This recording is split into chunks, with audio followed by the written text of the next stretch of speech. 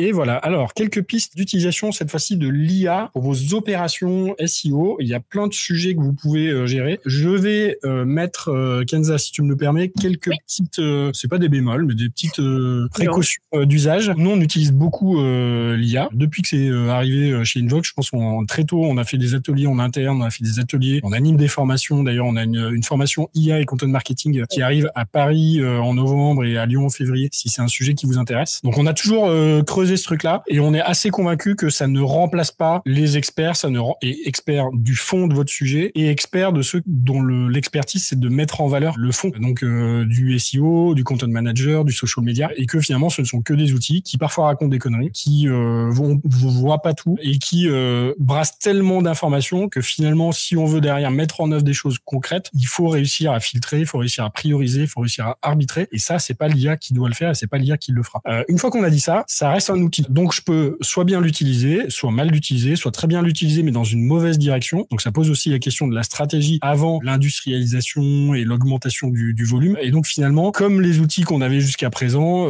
comme les possibilités qu'on avait jusqu'à présent, si on les utilise mal, on aura des mauvais résultats. Et voilà, la qualité de ce qu'on met dans l'IA donne la qualité de ce qui va en ressortir. Voilà pour le petit message. Maintenant, à toi, Kenza, pour nous dire finalement quels sont les usages où on peut utiliser l'IA pour aller accélérer ses positions SEO ou GEO ou SEO ou ce qu'on veut. En tout cas, pour mieux ressortir. Alors, effectivement, ici, je vais vous présenter 5 idées qui permettent d'utiliser l'IA pour accélérer en fait vraiment sur votre partie SEO. Évidemment, c'est des exemples. Il peut y avoir plein d'autres usages. J'ai essayé ici de choisir des exemples assez parlants pour la plupart d'entre vous. Et le premier, du coup, c'est trouver des idées de mots-clés, tout simplement. Donc, la première partie, c'est que effectivement, on n'a pas tous, en tout cas, j'imagine que chez vous, vous n'avez pas tous accès à un outil payant type SEMrush, Ahrefs, etc. pour pouvoir aller chercher des mots-clés. Donc, l'idée, c'est d'aller utiliser les moteurs IA à votre avantage pour pouvoir trouver ces idées-là. Donc, il y a plusieurs manières de faire. La première, c'est par exemple, donne-moi X mots-clés secondaires à partir de mon mot-clé principal pour pouvoir ensuite derrière rédiger un article. Quelles sont les questions les plus posées sur ce sujet pour vous permettre de construire une FAQ, de savoir un peu quels sont les grands questionnements aussi à aborder dans votre structure à chaîne.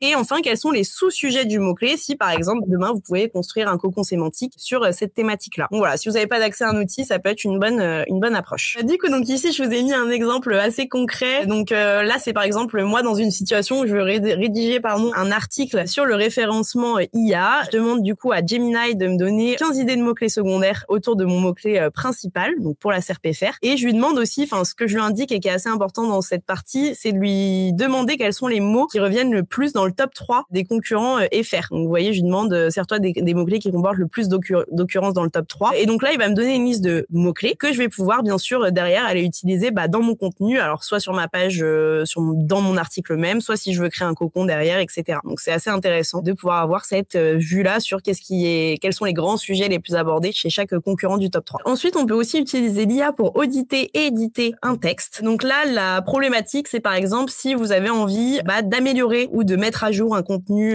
SEO. Vous vous dites, ok, par exemple, j'ai un peu déjà mes grandes parties, etc. Mais j'aimerais ajouter quand même des mots-clés secondaires, du champ sémantique ou même d'autres parties, même si là, c'est pas le projet dans l'exemple. Donc, ce que vous faites, c'est que vous copiez-collez votre texte dans le moteur IA choisi. Vous rédigez le prompt en lui soumettant tous les mots-clés que vous voulez ajouter. Faites bien la différence entre mots-clés secondaires, champ sémantique. C'est important parce que voilà, il va comprendre en gros ce qu'il doit mettre plusieurs fois, ce qu'il doit mettre qu'une seule fois, etc. en termes d'occurrence. Et donc, ce que ça fait, c'est que ça va vous mettre, par exemple, en gras généralement, les mots-clés qui ont été ajoutés à votre texte. Donc là, au lieu de passer plus de temps comme on fait de manière assez naturelle avant, voilà, on était là, alors attends, il faut que je place ce mot-clé-là, je relis ma phrase 4 fois pour le placer, etc. Là, ça reste quand même assez naturel. Bien sûr, relisez le contenu avant de le publier, prenez pas le résultat tel quel. Il faut absolument vérifier qu'il n'y a pas trop d'occurrences, sinon on est dans du keyword stuffing. Voilà, donc bien vérifier tout ça lorsque l'article sort. Ça, c'est aussi quelque chose qui est en train d'arriver petit à petit dans des outils, ce qu'on appelle les writing assistants. Donc les outils qui vous permettent d'optimiser. Donc vous mettez votre texte et puis ensuite, il va vous mettre une note en live à droite en disant est-ce que c'est suffisamment optimisé? Est-ce que je te donne des mots-clés que tu dois aller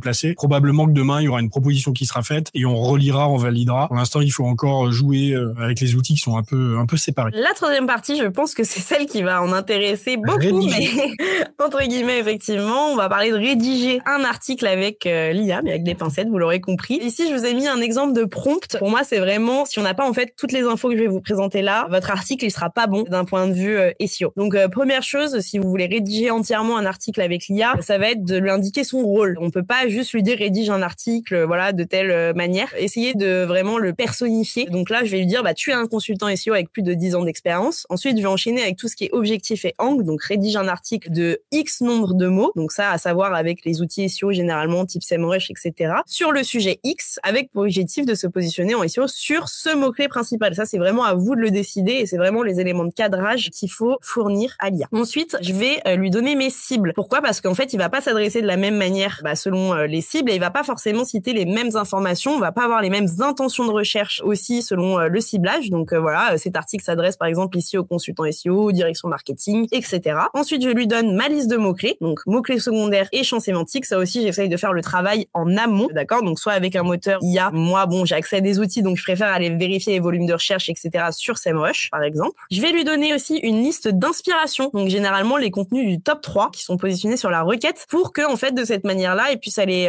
voir un peu quelles sont les parties qu'il faut mettre dans l'article, quels sont les mots-clés aussi à utiliser et qu'à la toute fin, je puisse aussi comparer du coup s'il y a des éléments manquants dans mon texte à moi par rapport à ces concurrents-là. J'ajoute des données exclusives, j'insiste vraiment sur ce point qui est pour moi hyper important en fait quand vous allez rédiger avec l'IA. L'IA n'a pas votre expertise. Donc si vous lui donnez pas des chiffres clés, des témoignages de clients, des anecdotes, je sais pas, des études, enfin peu importe, des choses qui vont vraiment différencier votre contenu tant en SEO que dans la rédaction IA, ça va être assez difficile de pouvoir bien se positionner. Donc voilà, essayez au maximum à chaque fois que vous avez un sujet d'identifier en fait ces données qui vous mettront en avant sur les deux leviers. Les autres consignes SEO que vous pouvez ajouter, donc soit au début soit à la fin, type par exemple ajoute-moi 5 questions pour construire une FAQ, répète le mot-clé principal tous les 150, 200 mots à peu près. Donc voilà, ça c'est tout ce que vous allez pouvoir donner en plus pour respecter les critères classiques. Et le gros dernier point qui est bien entouré, c'est le mode opératoire, puisque c'est là où tout se joue aussi. Moi, ce que je vous conseille, c'est de jamais drafter un article complet d'un coup comme ça sur un moteur. L'IA, elle a besoin de réfléchir entre guillemets, même si elle n'est pas humaine. Et donc, c'est important qu'elle puisse séquencer aussi les propos pour qu'ils soient plus pertinents. Donc là, par exemple, on va lui dire, avant de rédiger, propose-moi une structure à chaîne. Comme ça, vous pouvez contrôler si le plan, il vous convient. Vous pouvez même reposer la question derrière de est-ce qu'il manque des parties dans cette structure à chaîne par rapport aux concurrents du top 3 que je t'ai donné tout à l'heure. Vous pouvez également faire un premier brief. Donc là, voilà, juste lui dire donne-moi 4-5 bullet points par partie. Ça limite aussi la longueur de votre texte. Donc c'est important de vérifier ça. Et ensuite, et uniquement ensuite, après avoir validé ces éléments-là, vous pouvez rédiger partie par partie. Comme ça, vous avez vraiment un contrôle qualité sur chaque partie qui va sortir. Et généralement, on est quand même un petit peu plus précis. On va dire que ce soit tant dans la tonalité que sur les infos de fond quand on rédige partie par partie. Enfin, moi, c'est ce que je remarque sur mes différents tests. Et donc, juste un petit tips. Nous, ce qu'on fait chez Invox, c'est qu'on a créé des gems ou des GPT selon nos clients personnalisés, où en fait, on va avoir un prompt qui est hyper complet. Donc voilà, avec vraiment tout ce qu'on a besoin de demander à l'IA pour qu'elle suive vraiment cette structure-là. Et du coup, ça permet en fait de rédiger les prochains contenus beaucoup plus rapidement pour nos clients. On va pouvoir insérer leur tonalité, leur cible, etc. Et du coup, on se sert aussi des apprentissages précédents. Enfin, l'IA va se servir plutôt, elle, des apprentissages précédents pour bien comprendre en fait ce qui est demandé quand on rédige plusieurs articles à la suite ou des choses comme ça. Donc voilà. Alors, je vais juste revenir sur ces fameux quotes, ces guillemets qu'on a mis autour du terme rédiger, parce que en vrai, c'est pas l'IA qui va rédiger. Si vous pensez qu'avec un petit brief, vous allez pouvoir balancer, récupérer 3000 mots, le mettre sur une page web et que ça va avoir de l'impact, en fait, ça ne fonctionne pas. Et non seulement ça fonctionnera pas tellement en termes de chiffres, on le voit, tous ceux qui ont fait du stuffing de contenu dans des blogs générés par IA, en fait, effectivement, à un moment, c'est monté et puis en fait, c'est vite redescendu. Donc, c'est très temporaire. Donc, finalement, tout le temps qu'on va y passer aura peu d'infos, peu d'impact. Et puis surtout, c'est si vous prenez pas le temps, en fait, d'avoir un avis, de trier les infos, d'avoir un parti pris sur des convictions sur des sujets, aller chercher de la donnée qui est pas déjà présente partout, en fait, ça marchera pas. Et en plus de ça, si vous n'avez pas une tonalité, s'il n'y a pas une incarnation, si vous dites pas les choses de la manière dont votre cible va l'entendre et va vous positionner, en fait, vous êtes juste en train de faire tourner une planche à billets qui aura pas d'impact non plus au niveau business et au niveau de la visibilité de la marque. Et donc ça, c'est vachement important de ça. Et en plus, pour nous, gérer quand même pas mal de volume de production dans plein de sujets différents, c'est jamais ce qui sort de l'IA qui est publié. Il y a toujours une relecture par un humain, il y a toujours une amélioration de la tonalité. Souvent, en plus, derrière, on va même pas l'utiliser jusqu'à la partie rédaction. Ça sera utilisé jusqu'à la partie fin du brief, remise en place des informations. Donc, vraiment apprendre avec des pincettes sur cette partie. L'IA, c'est générer du contenu. Oui, ça génère le même pour tout le monde. Donc, vraiment, la différence se fait à un autre endroit. Donc, idée numéro 4, c'est détecter des clusters sémantiques. Donc, ici, j'ai voulu demander à Gemini de m'aider à avoir des idées de sujets, en fait, pour pouvoir créer mon cocon sémantique. thématique. Donc, je pars de ma page pilier, entre guillemets, qui est référencement IA. Je lui soumets une liste de mots-clés secondaires, mais qui seront en fait un peu les mots-clés que je veux utiliser pour créer mes futurs contenus. Et donc là, il va me donner des idées, du coup, d'articles, en fait, de titres d'articles, etc., à utiliser pour vraiment être lié aussi sémantiquement à ma page pilier. Donc, c'est assez intéressant. Et vous voyez, il va même me donner des sous-sujets, etc., pour chaque thématique, pour vraiment couvrir un large choix, faire des pages petites filles, etc. Donc, hyper intéressant, bien sûr, après, d'aller sélectionner les sujets qui vous concernent. Sélectionner, c'est important parce que là-dedans,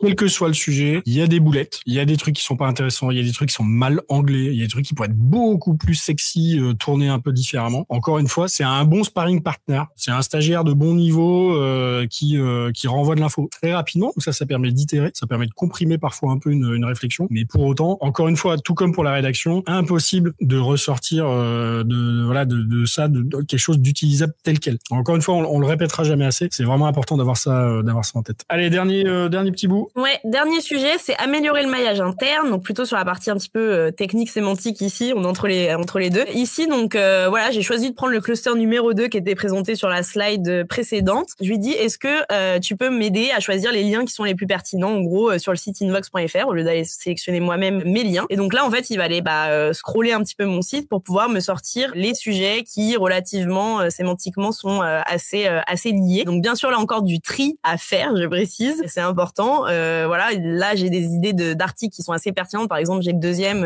ChatGPT SEO friendly, c'est OK pour parler de rédaction IA. AI writing, OK, c'est pas mal également. Par contre, faire un récap du SEO Square, là, c'est pas forcément pertinent là pour ce cocon-là. Et je veux aussi pas oublier de préciser les pages offres. D'accord, l'idée c'est pas de lier que les articles de blog, c'est aussi de penser à bien intégrer les pages offres, les pages services qui vont être les plus pertinentes pour la thématique. Donc pareil, vous posez bien la question pour les deux. Et voilà. Et puis n'hésitez pas aussi à nous dire dans les commentaires si vous faites déjà un usage et les limites que vous en trouvez. Également, ça c'est super intéressant à partager. Donc n'hésitez pas dans les commentaires à nous partager tout ça. Question presque philosophique. Est-ce que il faut automatiser sa production de contenu avec l'IA, à ton avis? Je l'ai écrit, oui et non.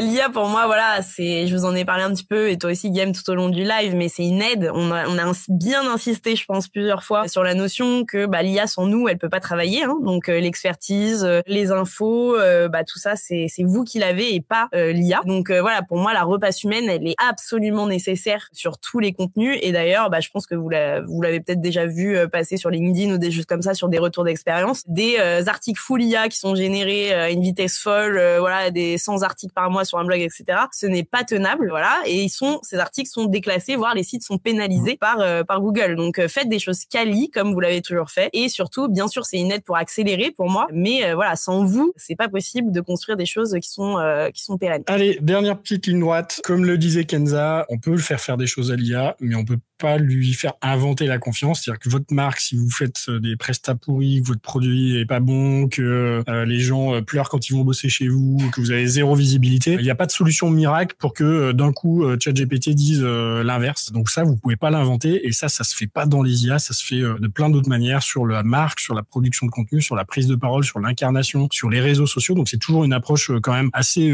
complète et générale qu'il faut avoir. L'IA ne crée rien. Quand on disait rédiger, en fait, elle agrège des mots. Elle fait des mots à la suite les uns des autres. Plus elle traite du volume, plus elle est précise quand même dans les mots de ce qu'elle met, mais elle ne crée rien du tout. Ça, c'est vraiment important de l'avoir en tête, parce que ça veut dire, une fois qu'on a intégré ça, on lui demande pas certaines choses, et c'est souvent on s'en porte mieux. Les règles du jeu, elles sont déjà en train de changer, elles vont encore changer, donc ça aussi, il faut être assez humble. Pas de remède miracle, et notamment de vieux remèdes, ça n'existe pas dans ces sujets-là. Il faut rester en test et puis en apprentissage, et ça, c'est sans doute le message qu'on a pour vous. Donc on a essayé de vous partager ce matin des choses qu'on a testées, qu'on a apprises. On n'a pas encore 100% de la vue et 100% des réponses, mais c'est sûrement on rejouera sans doute dans quelques mois exactement le même sujet, et puis on le traitera différemment, et c'est ça qui est intéressant. On va regarder si vous avez encore quelques questions. En attendant, ce qui peut être intéressant, c'est que pour ceux qui traitent de contenu, il y a un autre sujet sur le content qui va arriver, qui est le sujet du cas client, qui est super important, qui fait lien quand même avec le sujet d'aujourd'hui, sur le côté autorité. Ça, c'est un truc super important. Donc on verra comment est-ce que je monte une factory, une machine à produire des cas clients de manière volumique et qualitative. Et là, il y a plein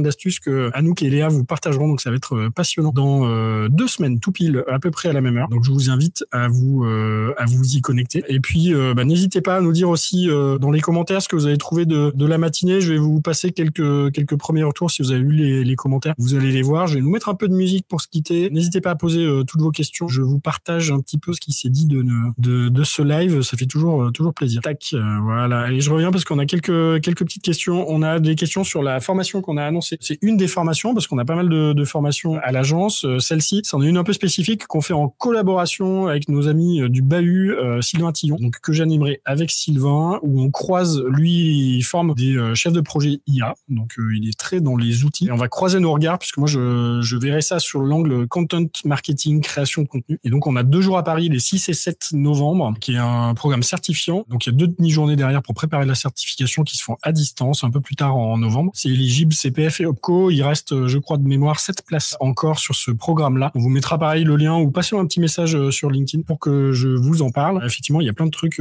sur les outils, sur comment je le fais, la qualité, les règles un peu pour avoir des retombées quand même sur ça. Et puis remarque / question de Jean-Marc, c'est est-ce que alors c'est pas une question, lui il pense que les leads seront plus qualitatifs suite à une recherche LLM que ceux qui viennent du SEO, parce que en gros on aura déjà finalement été plus loin dans sa réflexion et que si je bascule en génération de leads, c'est que je suis déjà un peu convaincu. Je te vois dodeliner, d'accord ou pas d'accord? Je suis pas forcément d'accord sur le fait que les leads qui proviennent des LLM sont plus qualifiés que ceux qui viennent du SEO. Pour moi, c'est plus une question de timing. Je pense que un parcours SEO est plus long, mais parce qu'on va avoir aussi des points d'attribution qui sont un peu plus divers et variés. Je veux dire plus mature en fait. C'est pas une question de qualification, c'est plus une question de maturité. Moi, je pense que quelqu'un qui est intéressé par votre produit, qu'il le soit par le LLM ou par la réponse LLM ou par le SEO, il va acheter votre produit dans tous les cas. Par contre, effectivement, il va mettre peut-être un peu moins de temps par la réponse LLM, si votre marque est citée, parce que la recherche d'informations en fait pour se dire ok, c'est ce produit-là que je veux, va être moins longue en fait, tout simplement. Donc pour moi, c'est un peu ici que ça se joue. Allez, on termine. Merci pour tous ces commentaires, ces feedbacks, ça nous fait super plaisir. Effectivement, un peu de bonne humeur. On essaye, on est plutôt content de passer du temps avec vous. Donc voilà. Et vous aurez accès aux slides. Dans le live, il y aura les slides. Je vais voir si on peut vous les partager aussi dans les commentaires. Et sinon, abonnez-vous à la newsletter Invox et souvent on repartage les informations. Voilà. Donc un grand merci. Effectivement, l'IA c'est un apport pour l'humain. Ça ne le remplace pas, ça ne le remplacera pas. Ou sinon, c'est qu'on aura d'autres problèmes. Voilà. Merci beaucoup à toutes et à tous. On est pile à l'heure. Il est 12h28. On avait prévu de tenir jusqu'à 12h30. Donc voilà, on vous remercie. Vous êtes encore vachement nombreux sur le live. Vous avez pas encore, soit vous êtes allé chercher un sandwich et vous êtes devant. Et auquel cas, bon appétit. Sinon, on vous dit à très bientôt. Prochaine occasion de croiser Invox 21 octobre sur les cas clients. Et puis il y aura plein d'autres occasions. On a plein de lives qui arrivent. Merci surtout Kenza pour la préparation, l'animation et l'expertise. Pour ceux qui avaient mis leur email, on va vous faire un petit message pour voir si vous voulez qu'on creuse un peu avec vous. Sinon, vous pouvez aller jouer avec les outils qu'on vous a partagés. Tenez-nous au courant. Merci à tout le monde. Bonne journée. Salut, bye bye.